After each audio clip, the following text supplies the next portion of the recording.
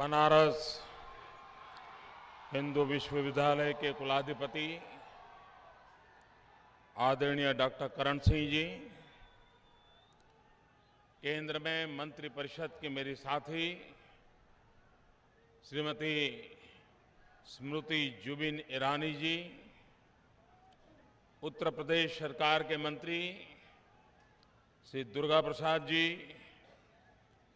बनारस हिंदू विश्वविद्यालय के कुलपति प्रोफेसर गिरीश चंद्र त्रिपाठी जी, बनारस हिंदू विश्वविद्यालय के registrar doctor KP. Upadhyay ji और सभी विद्यार्थी दोस्तों, उनके अभिभावकों, यहाँ के सभी फैकल्टी के मेंबर्स, उपस्थित सर्व महानुभाव,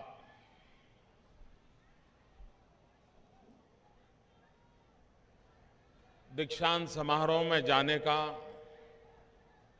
अवसर पहले भी मिला है, कई स्थानों पर जाने का अवसर मिला है, लेकिन एक विश्वविद्यालय के शताब्दी के समय दीक्षांत समारोह में जाने का सौभाग्य कुछ और ही होता है।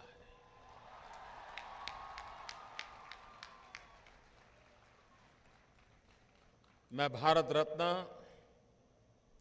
महामना जी के चरणों में वंदन करता हूं कि 100 वर्ष पूर्व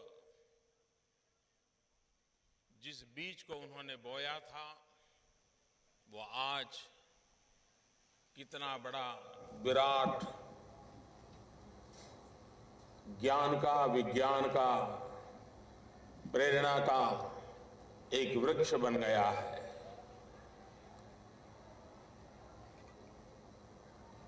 दीर्घदृष्टा महापुरुष कौन होते हैं, कैसे होते हैं? हमारे कालखंड में हम समकक्ष व्यक्ति को कभी कहें कि ये बड़े दीर्घदृष्टा हैं, बड़े विजनरी हैं, तो ज्यादा समझ में नहीं आता है कि दीर्घदृष्टा क्या होता है, विजनरी क्या होता है।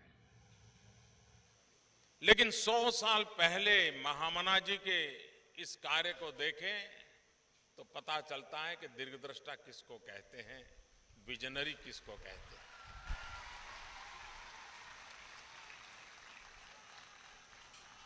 गुलामी के उस कालखंड में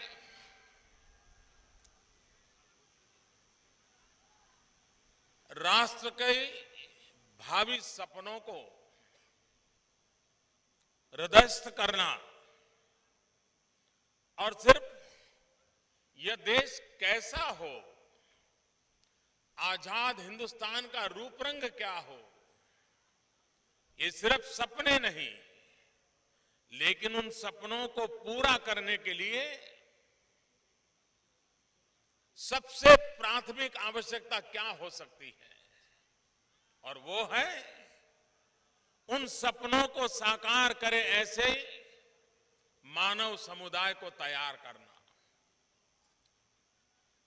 ऐसे सामर्थ्यवान, ऐसे समर्पित मानवों की श्रृंखला शिक्षा और संस्कार के माध्यम से ही हो सकती है। और उस बात की पूर्ति को लेकर करने के लिए महामना जी ने विद्यालय का सपना देखा। अंग्रेज यहां शासन करते थे, वे भी यूनिवर्सिटियों का निर्माण कर रहे थे, लेकिन ज्यादातर प्रेसिडेंसीज में, चाहे कलकत्ता है, मुंबई है, ऐसे स्थान पर ही वो प्रयास करते थे। और वो उस प्रकार के मनुष्यों का निर्माण करना चाहते थे कि जिससे उनका कारोबार लंबे समय तक चलता रहे। महामना जी उन महापुरुषों को तैयार करना चाहते थे कि वे भारत की महान परंपराओं को संजोए हुए राष्ट्र को निर्माण में, भारत की आजादी के लिए योग्य सामर्थ्य के साथ खड़े रहें और ज्ञान के अधिष्ठान पर खड़े रहें, संस्कारों की सरिता को लेकर के आगे बढ़े। ये सपना महामना जी ने देखा था।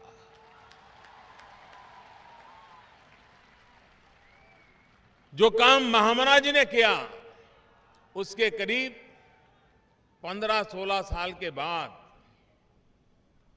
ये काम महात्मा गांधी ने गुजरात विद्यापीठ के रूप में किया था। करीब करीब दोनों देश के लिए कुछ करने वाले नौजवान तैयार करना चाहते थे। लेकिन आज हम देख रहे हैं कि महामना जी ने जिस बीज को बोया था, उसको पूरी शताब्दी तक कितने श्रेष्ठ महानुभावों ने, कितने समर्पित शिक्षाविदों ने अपना ज्ञान, अपना पुरुषार्थ, अपना पसीना इस धरती पर खपा दिया। एक प्रकार से जीवन खपा दिए, पीढ़ियां खप गई। इन अनगिनत महापुरुषों के पुरुषार्थ का परिणाम है कि आज हम इस विशाल वटवृक्ष की छाया में ज्ञान अर्जित करने के सौभाग्य बने हैं। और इसलिए महामना जी के प्रति आदर के साथ साथ इस पूरी शताब्दी के दरमियान इस महान कार्य को आगे बढ़ाने में जिन जिन का योगदान है, जिस जिस प्रकार का योगदान है, जिस जिस समय का योगदान है, उन सभी महानुभावों को मैं आज नमन करता हूं। एक शताब्दी में लाखों युवक यहां से निकले हैं। इन युवक युवतियों ने करीब करीब गत 100 वर्ष दरमियान जीवन के किसी न किसी क्षेत्र में जाकर के अपना योगदान दिया है। कोई डॉक्टर बने होंगे, कोई इंजीनियर बने होंगे, कोई टीचर बने होंगे, कोई प्रोफेसर बने होंगे, कोई सिविल सर्विस में गए होंगे, कोई उद्योगकार बने होंगे। और भारत में शायद एक कालखंड ऐसा था कि कोई व्यक्ति कहीं पर भी पहुंचे, जीवन की किसी भी ऊंचाई पर पहुंचे, जिस काम को करता है उस काम के कारण कितनी ही प्रतिष्ठा प्राप्त क्यों न हो, लेकिन जब वो अपना परिचय करवाता था तो सीना तान करके कहता था कि मैं बीएचयू का स्टूडेंट हूं।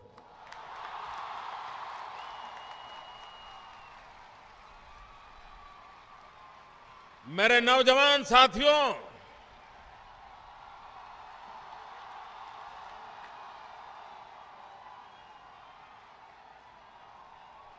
एक शताब्दी तक जिस धरती पर से लाखों नौजवान तैयार हुए हो और वे जहां गए वहां बीएचयू से अपना नाता कभी टूटने नहीं दिया हो। इतना ही नहीं, अपने काम की सफलता को भी उन्होंने बीएचयू को समर्पित करने में कभी संकोच नहीं किया। ये बहुत कम होता है, क्योंकि वो जीवन में जब ऊंचाइयां प्राप्त करता है तो उसको लगता है ये मैंने पाया है, मेरे पुरुषार्थ से हुआ, मेरी इस खोज के कारण हुआ, मेरे इस इनोवेशन के कारण हुआ। लेकिन ये बीएचयू है कि जिससे 100 साल तक निकले हुए विद्यार्थियों ने एक स्वर से कहा है, जहां गए वहां कहा है कि ये सब बीएचयू के बदौलत हो रहा है।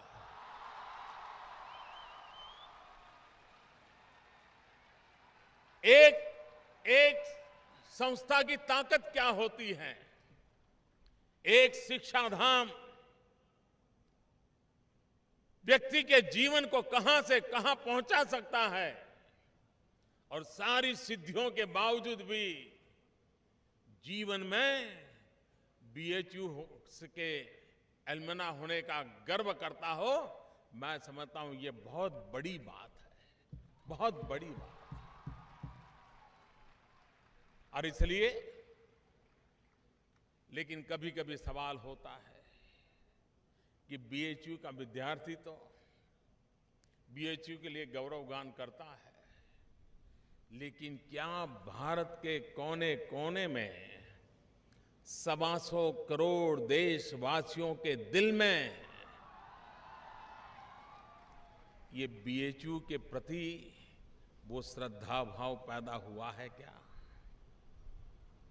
वो कौन सी कार्यशैली आई, वो कौन से विचार प्रवाह आए, वो कौन सी दुविधा आई जिसने इतनी महान परंपरा, महान संस्था को हिंदुस्तान के जन जन तक पहुंचाने में कहीं न कहीं संकोच किया।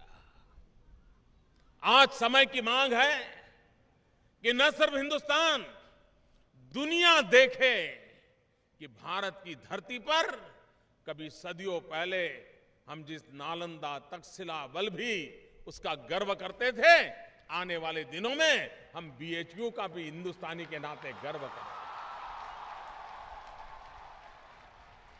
ये भारत की विरासत है, भारत की अमानत है, शताब्दियों के पुरुषार्थ से निकली हुई अमानत है, लक्षावधि लोगों की तपस्या का परिणाम है। आज बीएचयू यहां खड़ा है और इसलिए ये भाव अपनों, अपनी बातों का, अपनी परंपरा का गौरव करना और हिम्मत के साथ करना और दुनिया को सत्य समझाने के लिए सामर्थ्य के साथ करना, यही तो भारत से दुनिया की अपेक्षा है। मैं कभी कभी सोचता हूं, योग ये कोई नई चीज नहीं है। भारत में सदियों से योग की परंपरा चली आ रही है, सदियों से योग की परंपरा चली आ रही है। सामान्य मानवीय व्यक्तिगत रूप से योग के आकर्षित भी हुआ है। दुनिया के अलग अलग कोने में योग को अलग अलग रूप में जिज्ञासा से देखा भी गया है, लेकिन हम उस मानसिकता में जीते थे कि कभी हमें लगता नहीं था कि हमारे योग में वो सामर्थ्य है जो दुनिया को अपना कर सकता है। और पिछले साल जब यूनाइटेड नेशन ने योग को अंतर्राष्ट्रीय योग के दिवस के रूप में स्वीकार किया, दुनिया के 192 कंट्रीज उसके साथ जुड़ गए और विश्व ने गौरवगान किया, विश्व ने उसके साथ जुड़ने का आनंद किया। अगर अपने पास जो है उसके प्रति हम गौरव करेंगे तो दुनिया हमारे साथ चलने के लिए तैयार होती है। ये विश्वास ज्ञान के अधिष्ठान पर जब खड़ा रहता है, हर विचार की कसौटी पर कसा गया होता है, तब उसकी स्वीकृति और अधिक बन जाती है। बीएचयू के द्वारा ये निरंतर प्रयास चला है। आज जिन छात्रों का हमें सम्मान करने का अवसर मिला,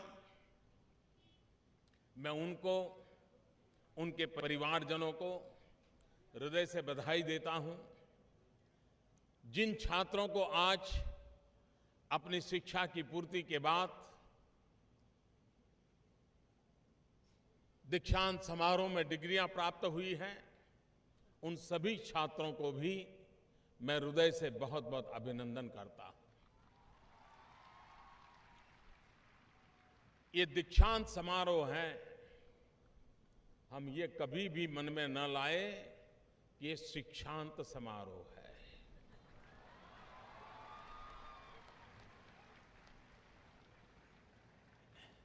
कभी कभी तो मुझे लगता है दीक्षांत समारोह सही अर्थ में शिक्षा के आरंभ का समारोह होना चाहिए। ये शिक्षा के अंत का समारोह नहीं है। और यही दीक्षांत समारोह का सबसे बड़ा संदेश होता है कि हमें अगर जिंदगी में सफलता पानी है, हमें अगर जिंदगी में बदलते हुए युग के साथ अपने आप को समकक्ष बनाए रखना है, तो उसकी पहली शर्त होती है हमारा भीतर का जो विद्यार्थी है वो कभी मुरझा नहीं जाना चाहिए, वो कभी मरना नहीं चाहिए। दुनिया में वो ही इस विशाल जगत को, विशाल व्यवस्था को, अनगिनत आयामों को पा सकता है, कुछ मात्रा में पा सकता है, जो जीवन के अंतकाल तक विद्यार्थी रहने की कोशिश करता है, उसके भीतर का विद्यार्थी जिंदा रहता है। और इसलिए आज जब हम दीक्षांत समारोह से यहां से निकल रहे हैं, तब हमारे सामने एक विशाल विश्व है। पहले तो हम ये कुछ स्क्वायर किलोमीटर के विश्व में गुजारा करते थे, परिचितों से मिलते थे, परिचित विषय से संबंधित रहते थे, लेकिन अब अचानक उस सारी दुनिया से निकल करके एक विशाल विश्व के अंदर अपना कदम रखने जाते हैं। ये पल सामान्य नहीं होती है। एक तरफ खुशी होती है कि चलिए मैंने इतनी मेहनत की, 3 साल 4 साल 5 साल इस कैंपस में रहा, जितना मुझसे हो सकता था मैं ले लिया, पा लिया। लेकिन अब निकलते ही दुनिया का मेरी तरफ नजरिया देखने का बदल जाता है। जब तक मैं विद्यार्थी था, परिवार, समाज, साथी, मित्र मेरी पीठ थपथपाते रहते, नहीं नहीं बेटा अच्छा करो, बहुत अच्छा करो, आगे बढ़ो, बहुत पढ़ो। लेकिन जैसे ही सर्टिफिकेट लेकर के पहुंचता हूं तो सवाल उठता है, बताओ भाई अब आगे क्या करोगे। अचानक एग्जाम देने गया, तब तक तो सारे लोग मुझे पुश कर रहे थे, मेरी मदद कर रहे थे, प्रोत्साहित कर रहे थे, लेकिन सर्टिफिकेट लेके घर लौटा तो सब पूछ रहे, बेटे अब बताओ क्या, अब हमारा दायित्व पूरा हो गया, अब बताओ तुम क्या दायित्व उठाओगे। और यहीं पर जिंदगी की कसौटी का आरंभ होता है। और इसलिए जैसे साइंस में 2 हिस्से होते हैं, एक होता है साइंस और दूसरा होता है अप्लाइड साइंस। अब जिंदगी में जो ज्ञान पाया है वो अप्लाइड पीरियड आपका शुरू होता है, और उसमें आप कैसे टिकते हैं, उसमें आप कैसे अपने आप को योग्य बनाते हैं। कभी कभार कैंपस की 4 दीवारों के बीच में, क्लासरूम की 4 दीवारों के बीच में, शिक्षक के सानिध्य में, आचार्य के सानिध्य में चीजें बड़ी सरल लगती हैं, लेकिन जब अकेले करना पड़ता है तब लगता है यार अच्छा होता उस समय मैंने ध्यान दिया होता। यार उस समय तो मैं अपने साथियों के साथ मास्टर जी की मजाक उड़ा रहा था, यार ये छूट गया। फिर लगता है यार मैंने अच्छा होता देखा होता। ऐसी बहुत बातें याद आएगी आपको, जीवन भर यूनिवर्सिटी की वो बातें याद आएगी जो रह गया वो क्या था, और न रह गया होता तो मैं आज कहां था। ये बातें हर पल याद आती है। मेरे नौजवान साथियों, यहां पर आपको अनुशासन के विषय में कुलाधिपति जी ने एक परंपरागत रूप से संदेश सुनाया। आप सबको पता होगा कि हमारे देश में शिक्षा के बाद दीक्षा, ये परंपरा हजारों साल पुरानी, और सबसे पहला तैत्रेयी उपनिषद में इसका उल्लेख है, जिसमें दीक्षांत का पहला अवसर रेखांकित किया गया है। तब से भारत में ये दीक्षांत की परंपरा चल रही है और आज भी ये दीक्षांत समारोह एक नई प्रेरणा का अवसर बन जाता है। जीवन में आप बहुत कुछ कर पाएंगे, बहुत कुछ करेंगे, लेकिन जैसे मैंने कहा कि आपके भीतर का विद्यार्थी कभी मरना नहीं चाहिए, मुरझाना नहीं चाहिए। जिज्ञासा वो विकास की जड़ों को मजबूत करती है। अगर जिज्ञासा खत्म हो जाती है तो जीवन में ठहराव आ जाता है। उम्र कितनी ही क्यों ना हो, बुढ़ापा निश्चित लिख लीजिए वो हो जाता है। और इसलिए हर पल नित्य नूतन जीवन कैसे हो, हर पल भीतर नई चेतना कैसे प्रकट हो, हर पल नया करने का उमंग वैसा ही हो जैसा 20 साल पहले कोई नई चीज करने के समय हुआ था। तब जाकर के देखिए जिंदगी जीने का मजा कुछ और होता है।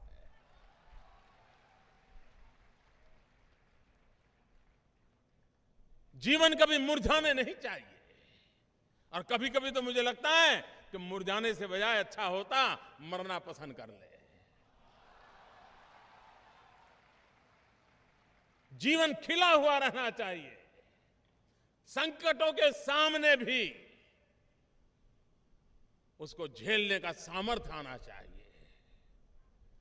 और जो इसे पचा लेता है ना, वो अपने जीवन में कभी विफल नहीं जाता है दोस्तों। लेकिन तत्कालीन चीजों से जो हिल जाता है, अंधेरा छा जाता है, उस समय ये ज्ञान का प्रकाश ही हमें रास्ता दिखाता है। और इसलिए ये बीएचयू की धरती से जो ज्ञान प्राप्त किया है, वो हर जीवन के हर संकट के समय हमें राह दिखाने का, प्रकाश पथ दिखाने का एक अवसर देता है।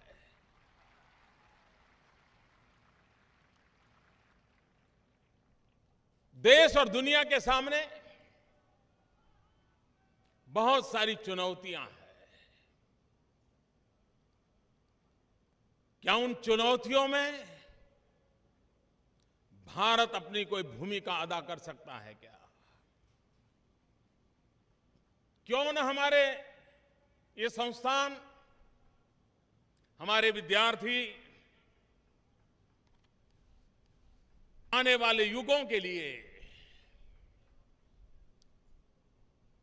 मानव जात को, विश्व को कुछ देने के सपने क्यों? और मैं चाहूंगा कि बीएचयू से निकल रहे छात्रों के दिमाग में ये भाव सदा सर्वदा रहना चाहिए कि मुझे है उसे अच्छा करूं, वो तो है, लेकिन मैं कुछ ऐसा करके जाऊं जो आने वाले युगों तक का काम करे। समाज जीवन की ताकत का एक आधार होता है इनोवेशन। नए नए अनुसंधान सिर्फ पीएचडी डिग्री पास प्राप्त करने के लिए कट पेस्ट वाली दुनिया से नहीं। मैं तो सोच रहा था कि शायद ये बात बीएचयू वालों को तो पता ही नहीं होगी, लेकिन आपको भली भांति पता है। करते होंगे। हमारे लिए आवश्यक है इनोवेशन,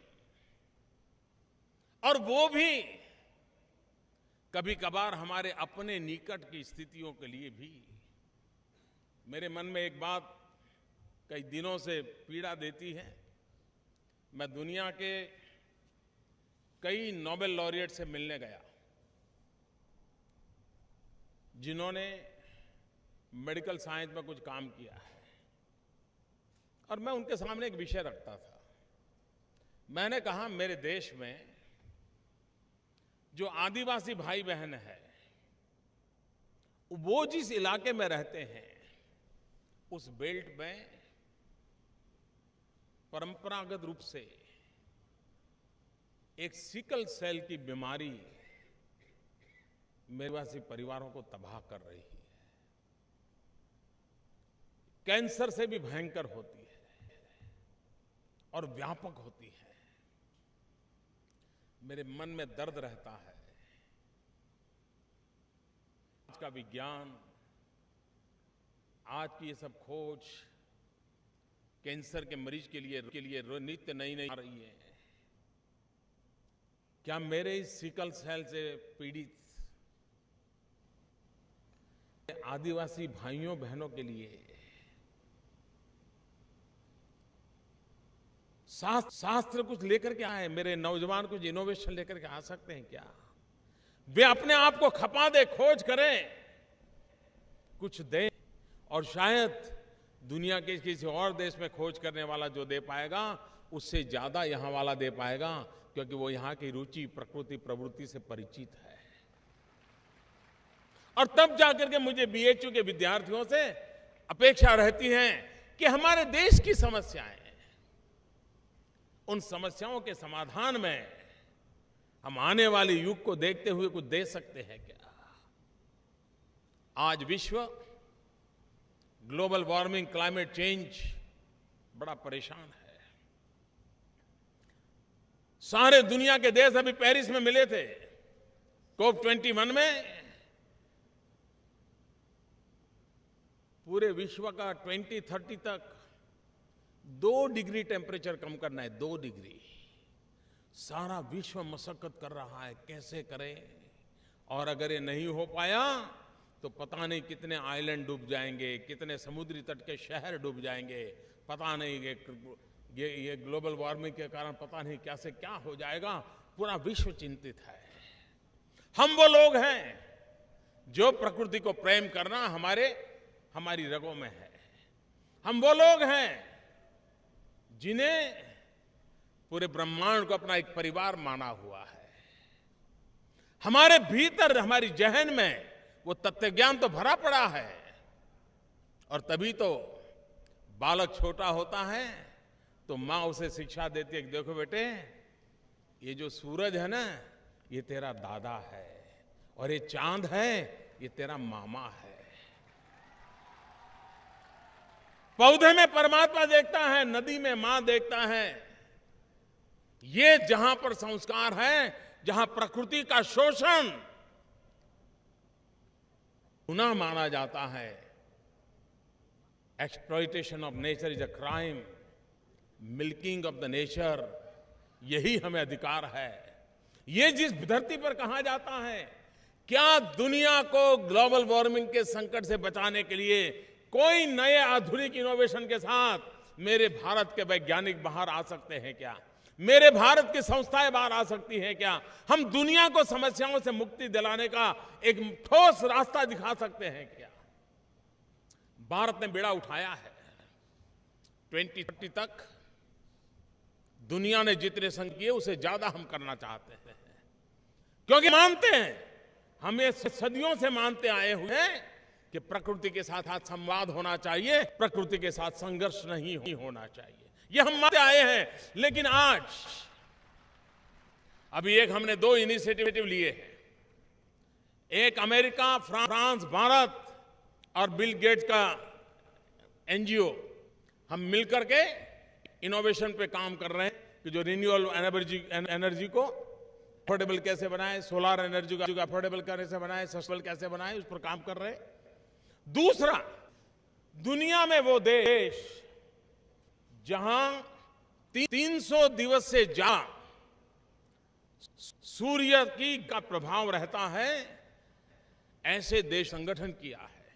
पहली बार दुनिया के 122 देश जहां सूर्य की आशीर्वाद रहते हैं, उनका एक संगठन हुआ है, और उसका वर्ल्ड कैपिटल हिंदुस्तान में बनाया गया है। उसका सेक्रेटरीट अभी फ्रांस दिन उद्घाटन किया गया। लेकिन इरादा यह है कि ये देश, दुनिया जब संकट रही है, हम क्या, हम देश गन्ना किसान परेशान रहता है, लेकिन गन्ना के रस से इथेनॉल बनाए, पेट्रोलियम प्रोडक्ट के अंदर उसको जोड़ दें तो एनवायरनमेंट को फायदा होता है, मेरे गन्ना किसान को भी फायदा हो सकता है। मेरे BHU में ये खोज हो सकती है कि हम मैक्सिमम इथेनॉल का उपयोग कैसे करें, हम किस प्रकार से करें ताकि मेरा उत्तर प्रदेश का गन्ने का किसान का भी भला हो, मेरे देश के पर्यावरण और मानव के कल्याण का काम हो, और मेरा जो व्हीकल चलाने वाला व्यक्ति हो उसको भी कुछ महंगाई में सस्ताई मिल जाए। ये चीजें हैं जिसके इनोवेशन की जरूरत है।